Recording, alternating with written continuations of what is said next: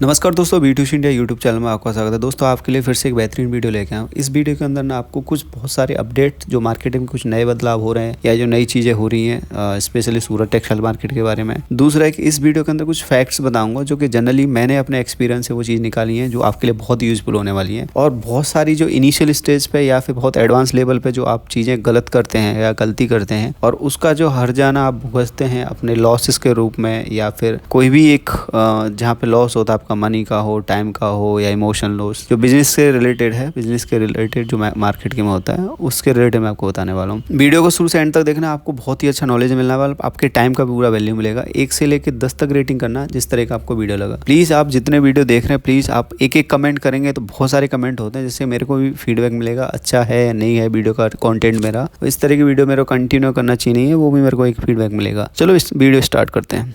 तो सबसे पहले ना आपको अपडेट दे देता हूँ। तो सूरत टेक्सटाइल मार्केट के अंदर एक अभी सेमिनार हुआ था रिसेंटली, वहाँ मैंने अटेंड किया। उसमें उसका एजेंडा था कि यहाँ पे जो भी रेडीमेड गारमेंट का मोस्ट ऑफली सूरत में काम नहीं होता है, जो कि हम लोग जानते हैं कि बांग्लादेश बहुत बड़ा प्रोडक्शन हाउस है, प्रोड्यूसर है रेडीमेड के लिए, और बाकी भी अदर सिटीज़ हैं जो इंडिया के अंदर है जो बहुत सारा प्रोडक्शन करती है रेडीमेड के लिए। लेकिन जहाँ पे देखा जाए तो जो बहुत सारा जो फैब्रिक है सूरत के अंदर ही प्रोसेस होकर बाकी जगह पे एक्सपोर्ट या अदर यहाँ अपने स्टेट के अंदर वो जाता है वहाँ से, और वहाँ से रेडीमेड का अच्छा खासा काम होता है। तो ये जो उन लोगों का मीटिंग करने का, सेमिनार करने का यही था कि सूरत को ग्रो करना है और ग्रो करना है तो रेडीमेड के भी लाइन में आ सकते हैं, क्योंकि जब कपड़ा यहाँ से जा रहा है और बाकी जगह पे जाके वो लोग इतना आगे जा सकते हैं तो सूरत क्यों नहीं हो सकता। तो क्या क्या फैसिलिटीज़ लगेगा, क्या क्या उनको मदद लगेगी, वो सब करने वाले हैं। न्यू जो बिजनेसमैन है, एंटरप्रेन्योर है, जैसे लेडीज़ हो गई, लड़की और जेंट्स हो गए, जो भी नया है इसमें, या फिर जो पहले ऑलरेडी जो धुरंधर हैं इस फील्ड के अंदर, मार्केट के अंदर, उनको भी सब लोग थे वहाँ पे। तो वो देखा, बहुत अच्छा लगा। जो इससे इनके जो एसोसिएशन है, काफ़ी संगठन है जो टेक्सटाइल रिलेटेड हैं, जो रेडीमेड्स के हैं या फिर अदर जो संगठन है, सो सौराष्ट्र करके एक यहाँ पे चलता है एक संगठन है। तो उन्होंने बोला था कि हम लोग बाकी जो नए बिजनेसमैन उनका मदद करेंगे। बस ये है कि कुछ कुछ संगठन का उन्होंने नाम लिया था, मेरे को अभी याद नहीं है, कि जब वो शुरुआत हुए तो बस इस तरीके के हॉल से शुरुआत हुए थे और काफ़ी बड़ा रूप ले लिया उन्होंने। तो बोल रहे कि हम लोग सूरत को बढ़ावा देंगे रेडीमेड के लिए, तो आने वाले टाइम के अंदर आपको शायद बाकी जगह पे जाने का जरूरत भी नहीं पड़ेगा, जैसे हम लोग अदर सिटीज़ के अंदर जाते हैं या फिर कहीं से हम इंपोर्ट करते हैं। ऑब्वियसली सूरत बहुत बड़ा मार्केट है, बहुत पावर है उसके अंदर टेक्सटाइल के रिलेटेड, अगर आप देखे जाए तो वो पॉसिबल है उसके लिए। और बहुत बड़ा इंफ्रास्ट्रक्चर बना रहा है सूरत, बहुत बड़ा डेवलपमेंट है सूरत के अंदर। जब मैं गया था तो बहुत बड़ा डेवलपमेंट चालू है, पहले से तो मतलब कई गुना स्पीड में वो चालू हो गया है। तो अभी भी देखने को मिलेगा कि वहाँ पे वो सारी चीज़ें आपको मिलने लग जाएंगी। इससे रिलेटेड भी और भी सारे सेमिनार्स वगैरह उन लोगों के होने वाले हैं, तो शायद मैं अटेंड करूँ अगर मेरे को टाइम रहेगा तो अगर आपको ये अपडेट चाहिए आगे क्या होने वाला है, अगर आप इसमें अपॉर्चुनिटी है आपको, अगर आपको चांस मिलता है तो आप ग्रो करना है, जाना चाहते हैं, तो आप चैनल को सब्सक्राइब कर लें और स्टे ट्यून रहें इस पर, जिससे कोई भी अपडेट आएगा आपको जल्दी से जल्दी मिलेगा। और जो लोग सूरत के अंदर जाके डेवलप होना चाहते हैं, मतलब वहाँ पे जाके रेडीमेड का कुछ अगर आजमाना चाहते हैं उसके साथ में, क्योंकि स्टार्टिंग में आपको पता ही है सब ऑफर्स स्टार्टिंग में रहते हैं, स्टार्टिंग में सपोर्ट भी मिलता है लोगों का, जो फिर कॉम्पिटिशन आता है तो उतना नहीं रहता है। तो आप लोग कमेंट करें, जिन लोगों का कमेंट रहेंगे मैं जिस टाइम पर न्यू वीडियो मेरा डालूंगा उसके रिलेटेड, बहुत सारे लोगों को नोटिफिकेशन नहीं मिलता है तो आप बेल का आइकन दबा लो, नहीं तो मैं उस टाइम पर लिंक भेज दूंगा आपके कमेंट सेक्शन में डायरेक्टली, तो आप उस टाइम पे देख सकते हैं। तो कमेंट करें ज़्यादा से ज़्यादा, जिससे आपको उसका लाभ मिल जाए। एक मैं आपको थंब रूल बताता हूँ, ज़्यादातर जो मैं अपने एक्सपीरियंस से सीख पाया हूँ कि जब भी आपके अंदर कहीं भी कोई भी मार्केट के अंदर, आप सूरत हो या दिल्ली हो, जयपुर हो, कहीं पे भी कोई भी मार्केट अगर आपके साथ फ्रॉड होता है ना, उसमें 90% चांस रहता है कि फर्स्ट टाइम में ही होता है। मतलब कि जैसे अगर आप परचेज कहीं पे करने जा रहे हो और वहाँ पे आपने कभी भी कोई काम नहीं किया है, कभी भी कोई मतलब बिजनेस नहीं किया है, या फिर आप अगर छोटा मोटा काम कर भी रहे हो या कहीं पे भी काम कर रहे हो, अगर व्यापारी आपके साथ फ्रॉड करेगा ना तो चांसेस होता है 90% फर्स्ट टाइम में ही करेगा। जो व्यापारी फर्स्ट टाइम में नहीं किया ना बिजनेसमैन जो फ्रॉड आपके साथ, तो वो चांस है कि 90% आपके साथ नेक्स्ट टाइम भी नहीं करेगा। तो एक समझ सर्वे समझ लो या रिसर्च समझ लो, या फिर जो फीडबैक है या मैंने जो ऑब्जर्व किया मैं उसका बोलूँ, कभी भी जो हम लोग बाय करते हैं, परचेस करते हैं ना, फर्स्ट टाइम बहुत अच्छी तरह से करना चाहिए। फर्स्ट टाइम में अगर आपने सही जगह से सही बंदे से परचेस किया ना तो आपको मतलब ये सब चीज़ों का सामना नहीं करना पड़ेगा। अभी जैसे बहुत सारा फैक्ट आता है कि भाई फर्स्ट टाइम करना है तो क्या क्या चीज़ों का ध्यान रखना है, तो मैं वो कुछ चीज़ें हैं जो मैंने नोट डाउन करी हैं, जो मैंने अभी समझ में आया मुझे, वो मैं आपको बता देता हूँ। आप ध्यान से सुनना वीडियो के अंदर। फर्स्ट है कि आपको कोई भी एरिया में अगर कोई भी बिजनेस करना है, किसी रिलेटेड, कपड़े की बात कर रहे हैं तो मैं इसमें बता देता हूँ, आपको पहले नॉलेज होना चाहिए। अगर आपके पास नॉलेज नहीं है कोई इशू नहीं है, आप नॉलेज लीजिए, सीखिए, समझिए, टाइम दीजिए। अगर आप बिजनेस अगर 1 महीने में चालू करने वाले हैं या 2 महीने में चालू करने वाले हैं या फिर आज अगले हफ्ते ही भी अगर चालू करने वाले हैं, अगर आज मैंने सोचा है कि भाई चलो मैं फटाफट से करके सीख के और कर लेता हूँ, तो वो पॉसिबल नहीं है। आप इसलिए थोड़ा सा टाइम दीजिए। अगर आप मेरे चैनल पर नए हैं तो आप मेरे चैनल पर जो प्लेलिस्ट बनी हुई है ना एडवांस करके,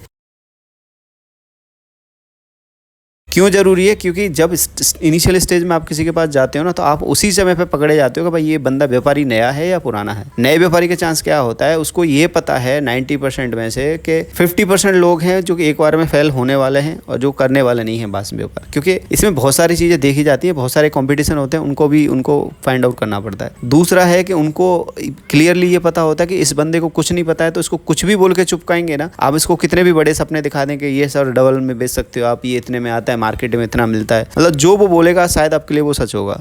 और जनरली हम लोग आज के टाइम पे क्या करते हैं, अगर हमको 15 दिन में या महीने भर में बिजनेस चालू करना है, हम जनरली यूट्यूब खोलते हैं। अभी मेरा भी आप वीडियो देख रहे हो तो यूट्यूब खोल के देख रहे हो, तो हम उसमें बस देखते हैं। तो बाकी लोग जो छाए हुए हैं पहले से, जो सामने दिख रहे हैं, बार बार दिख रहे हैं, बार बार दिख रहे हैं, पर उन लोगों का लोग वीडियोस देख के बाद में एक ही मूड बनाते कि चलो ये बंदा अच्छा है, इसने ये अच्छा आइटम बताया, ये आइटम अच्छा दिखाया, मैं इसके यहाँ पे विजिट करता हूँ। लिस्ट डाउन भी करते हैं लोग, बहुत सारे लिस्ट भी बनाते हैं। तो वहाँ पे जब जाके देखते हैं तो उनको बस वही समझ में आता है कि क्योंकि वो सब चट्टे बट्टे एक ही हैं। आप कहीं पे भी सर्कल में घूम जाओ तो 8-10 शॉप का मार्क करके ले जाओ ना, क्योंकि रेट सब उनके हाई हैं, रेट सब कुछ उनके जो उनको दे रहे हैं वही आपको रेट मिलने वाले हाई। आपको पता ही नहीं चलेगा क्योंकि आप सही जगह पहुंचोगे नहीं तो पता नहीं चलेगा। इसलिए पहले पूरा नॉलेज लो, समझो। और सबसे अच्छी बात है कि जब भी आप कहीं पे भी परचेस करने जा रहे हो, पहले सब जगह घूमो, जो आपने लिस्ट डाउन किया सब जगह घूमो, चाहे कोई कितना भी बोले, कुछ भी बोलो। अगर आपको फिर भी ऐसा है कि नहीं भाई हो सकता है मैं वाला या ये वाला माल यहाँ से खरीद लूँ, तो वहाँ से ऑर्डर फॉर्म बनवाओ। आप पेमेंट उनको मत करो, मतलब जितनी जगह घूम रहे हो वहाँ पे पेमेंट किसी को मत करो। ऑर्डर फॉर्म बनवाने से क्या होता है कि आपका जो माल है, जो आपको बार बार सैंपल, उसको भी दिखाने में दिक्कत नहीं होगी और आपको भी टाइम पास नहीं करना पड़ेगा, जाके उसको पैसा पेमेंट कर सकते हैं। बहुत सी जगह लोग जाके करते हैं कि सर कुछ एडवांस दे दो, टोकन दे दो, जिससे हम आपका माल साइड में कर देंगे, वो कर देंगे। बिल्कुल देने का जरूरत नहीं है, क्योंकि उसमें एक चीज़ है कि आपको फंसाने का वो हो जाता है कि भाई आप अगर कुछ मान लो 10,000 या 5,000 कहीं आपने दे दिया ना, तो पक्का कन्फर्म होता है कि आप वहाँ से 10-20 से 50,000 का माल लेके ही निकलोगे कुछ भी करके, क्योंकि आपको पैसा फंस जाता है। और दूसरा, जैसे आपने अगर देखे होंगे तो इंडस्ट्री के अंदर जो बड़ी बड़ी इंडस्ट्री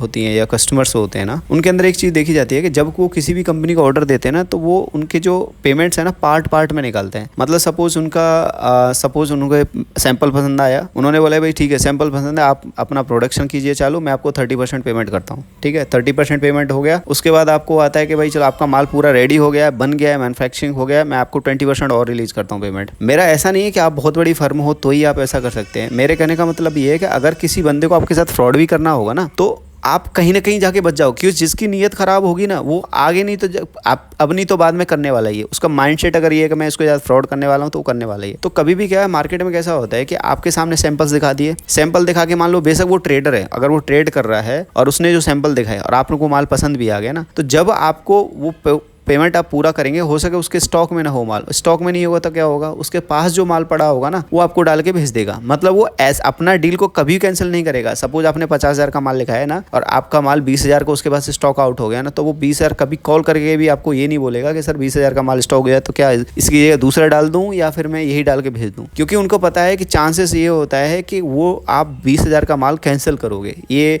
90% चांस होता है और उनको ये बहुत भली बात पता होता है। तो वो क्या करते हैं, उसी चीज़ की जो रेंज की चीज़ों को डाल देते हैं। और जनरली क्या होता है, जो चीज़ स्टॉक आउट होती है उसमें चांसेस ज़्यादातर वो रहता है कि वो ज़्यादा शायद मार्केट में डिमांड है या मार्केट में उसकी अच्छी पकड़ है तो डिमांड हो गई। तो वो जब माल आपने जो सिलेक्ट किया है और वो स्टॉक आउट हो रहा है, तो जो उसके स्टॉक में फंसा होगा माल, हो सकता है उसका कोई भी वजह से फंस गया माल के, उसने लिया, खुद ने डिसीजन लिया और नहीं बिका,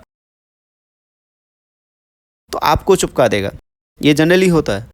उस चीज़ को हमेशा ध्यान रखेगा, जो भी बंदे से माल ले रहे हैं बहुत केयरफुल लें ये सब मामलों में। पार्ट पेमेंट का माल इसलिए बोल रहा था कि इससे एक चीज़ पता लगता है, कंफर्म होता है कि भाई ये जो माल है पहले अवेलेबल है कि नहीं। भैया एक बार मेरा जो माल मैंने सिलेक्ट किया है, मेरे ऑर्डर फॉर्म जो आपने बनाया उसके हिसाब से सबको मेरे सामने निकाल के रख दो। वीडियो कॉल पर अगर आप कर रहे हैं या फिर जैसे भी आप व्हाट्सएप पे चैट कर रहे हैं, ठीक है, सामने निकलवा लिया, ठीक है भैया मेरा माल हो गया पूरा, मेरा माल पैकिंग कर लो, ये हो गया। तो मैं अभी क्योंकि जिसको माल बेचना है और जिसके पास माल है वो तो आपको दे देगा। और ऐसा नहीं है कि जो जिनके पास स्टॉक है और वो फ्रॉड नहीं करते या फिर वो महंगा नहीं दे, महंगा वो सब देंगे आप। बस जजमेंट के लिए मैं इनिशियल कुछ चीज़ें बता रहा हूँ। अभी जैसे आप जजमेंट के लिए जाएंगे तो आप इतना समझ लो कि आप अपनी रिटेल मार्केट में जाओ घूमने के लिए और कोई चीज़ परचेस करके लाओ, साड़ी वगैरह कुछ भी, मतलब जो भी आप जिस बिजनेस में करने वाले हैं वहाँ पे एक चीज़ देख लेना कि अगर कोई चीज़ कुर्ती की वहाँ से रिटेल में अगर आपको 200-300 की अगर लेके आ रहे हो तो समझ लो कि आपको 200-300 की बेचनी है इस मार्केट के अंदर, तो आपको कितने की परचेस करनी लानी पड़ेगी, किस फैब्रिक में किस तरीके की चीज़ें लानी पड़ेंगी, तब जाके सक्सेस होगी। क्योंकि जनरली हम लोग, हमारे जो कुछ पेड मेंबर्स हैं, जो हमने अब आजकल आपने सुना ही होगा, मैंने पेड मेंबरशिप निकाला है जहाँ पे आपको suit, sari, lehenga, kurti, gown, crop top और ये सब के मैन्युफैक्चर, रियल मैन्युफैक्चर, मैं यूट्यूब वाले मैन्युफैक्चर्स की बात नहीं कर रहा, जो बोलने वाले मैन्युफैक्चर्स की बात नहीं कर रहा, मैं रियल मैन्युफैक्चर की बात हूँ, वहाँ उनका डिटेल मिलता है। पेड जरूर है, चार्ज में करता हूँ, लेकिन बहुत इन्फॉर्मेटिव है और बहुत सारी चीज़ इनिशियल स्टेज से लगा के सारी चीज़ उसमें मैंने रिकॉर्डिंग्स भी करी हुई है कि भाई कैसे बचना है, क्या करना है, क्या ध्यान रखना है, और भी जो क्वेश्चन आंसर हमारी मीटिंग्स के अंदर लोगों के साथ होते हैं उनका रिकॉर्डिंग्स भी आपको मिल जाएगा, जो बहुत ही यूजफुल इन्फॉर्मेशन है आप लोगों के लिए। और बहुत सारे जो कॉमन क्वेश्चन है वो मैंने कवर किए हुए हैं। वो अगर आपको पेड मेंबरशिप लेना है तो स्क्रीन पे जो नंबर दिया हुआ आप उस पर व्हाट्सअप करें, मेंबरशिप डिटेल मैं भेज दूंगा, आप इंटरेस्टेड है आप बेशक लीजिए। और अदरवाइज ये वाली इन्फॉर्मेशन वीडियो तो आपके लिए हमेशा आती रहेंगी फ्री ऑफ कॉस्ट, क्योंकि मैंने बहुत सारा मेहनत किया है, रिसर्च किया है और फिर मेरे से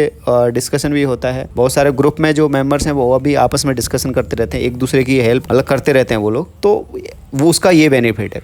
तो अपना टॉपिक पे नेक्स्ट हम आते हैं। फिर बेशक आप अगर इस टाइम पे अगर पार्ट पेमेंट करोगे ना उसको, मतलब उसने सैंपल दिखा दिया, चलो भाई मैंने 20% जो भी भाई सब बुकिंग हो गया, माल मेरा है, जो मेरा ऑर्डर फॉर्म भेजा था उसके हिसाब से माल, सारा माल है, तो अब 20% माल कर दिया पैक। अब अगर पार्सल पैक हो गया आपको कर दिया, भाई आप माल कब निकाल रहा है, आपका पंडित कब आ रहा है, मेरे को बता दो, मैं सारा पेमेंट आपको कर दूंगा। यहाँ तक अगर कोई बंदा आपके स्टेज वाइज भी कर रहा है तब भी वो बहुत हद तक सही है, क्योंकि उसको जब करना होगा तो कर सकता है, मतलब फ्रॉड कर सकता है। दूसरा है कि अगर आपको कोई बड़ा डाउट दिख गया कि भाई नहीं तो माल है ना कुछ दिखा नहीं रहा है, तो एटलीस्ट आपका जो पैसा बच गया, जो बीच वाला जो पैसा ना, जो आपने सपोज 20% भी पहले उसको निकाल दिया, तो हो सकता है वो आपके साथ 100% भी कर सकता है ना। ऐसा जरूरी नहीं कि कर ही देगा, लेकिन एक बात बता रहा हूँ कि ऐसा है। हो सकता है बहुत बार ऐसा होता है कि माल दूसरी जगह से भी अरेंज करना पड़ता है, मैं भी जानता हूँ कि दूसरी जगह से भी अरेंज करना पड़ता है, लेकिन उसमें काफ़ी चांसेस हो जाते हैं इन सब चीज़ों के, मतलब बढ़ावा देने के लिए कि भाई नहीं है तो कोई भी माल डाल के भेज दिया, नहीं है तो चलो कोई पुराना वराना माल जो पड़ा स्टॉक फंसा हुआ वो वाले ने भेज दिया, या फिर कभी कभी भेजा भी नहीं। बहुत सारे ऐसे लोग भी करते कुछ भी नहीं माल भेजते हैं। तो ये सब चीज़ है। तो क्योंकि सैंपल दिखा के, दूसरों का सैंपल दिखा के लोग ऑर्डर ले लेते हैं, वीडियो बना लेते हैं, बाद में पता लगता है उसको भेजना कुछ और है और भेज दिया कुछ और। तो ये आपके लिए बहुत यूजफुल है, आप बिल्कुल ध्यान देने का। और फिर भी अगर आप कहीं भी जा रहे हो ना, सीधा सीधा अगर जब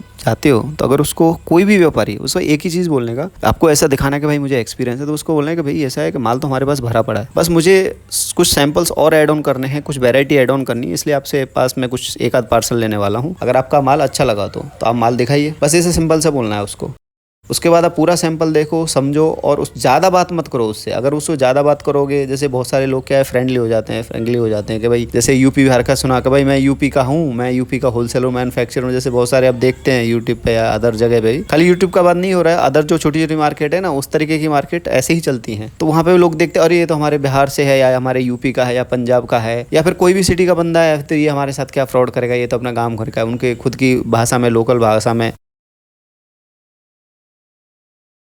तो वैसा कुछ होता नहीं है, उनको अपने प्रॉफिट से मतलब रहता है ना। वो उसमें से 100 में से मतलब 2-4 बंदे अगर ऐसे हो गए, क्योंकि कभी भी अपने बंदे को कोई वहाँ से तो नहीं भगाएगा, या फिर अगर उनकी जो मतलब पॉलिसीज है उसके खिलाफ, तो वो कभी भी नहीं जाएगा। मतलब मैं बता रहा हूँ आपको कि ज़्यादातर चांसेस ऐसे होते हैं कि ये सब चीज़ में आपको चांस फंसाने वाला होता है। कभी कभार ऐसा होता है ना, कभी कभार एक आध बार एक्सपीरियंस शायद आपने किया हो, नहीं मैं बता देता हूँ। कभी जैसे मान लो आप किसी दूसरे शॉप पे हैं जहाँ पे शायद मतलब अच्छा शॉप नहीं है, लेकिन वहाँ पे कोई बंदा आपके एरिया को कोई जो सेल्समैन है और वो काम कर रहा है, तो आप अकेले में उससे थोड़ा सा बात कर सकते हैं। उसके सामने वो कुछ नहीं बोल पाएगा, कुछ ना ही आपको कुछ करवाएगा, क्योंकि ऐसा हुआ है कि वो सारे ऐसे बंदे खुद को अंदर से आत्मा गवाही नहीं देती उन लोगों को। जॉब करते हैं, खैर उनका जॉब है, तो गवाही नहीं देती है। लोग बाद में बता देते हैं अपने एरिया का, भाई कुछ तो अपने लिए एरिया का हमेशा फेवर आता है ना। जैसे अपने अगर आप कहीं पे भी हो, अगर आपके सिटी का नाम जब आ जाता है ना, थोड़ा सा फेवर आ जाता है, पता ना कैसे अटैचमेंट है, कुछ भी मानो, मतलब एक फेवर आता है, तो लोग बता देते हैं। तो वो हमेशा ऐसा ना केयरफुल रहो और थोड़ा सा दिमाग खुला रहो, और पेमेंट किसी को नहीं करना। मैं हमेशा बार बार बोल रहा हूँ, पेमेंट नहीं करना है। जैसे बहुत सारी जगह में मैंने भी मेरे ग्रुप मेंबर से भी सुना था कि सर वहाँ पेमेंट जाते हैं तो इतना वो करते हैं फोर्स के, भाई पेमेंट करवा ले, अरे नहीं सर 10% कर दो, ये सर नहीं हमारा पॉलिसी नहीं है सर, हमारा सेट है ऐसा वैसा वैसा। मैं बोल रहा हूँ कि जितने मैन्युफैक्चरर जो रियल मैन्युफैक्चरर है, मैं आज तक का बना बता रहा हूँ, आज तक मैंने कहीं भी डील किया है, करवाया है, लोग हमारे ग्रुप से जो कर रहे हैं ना,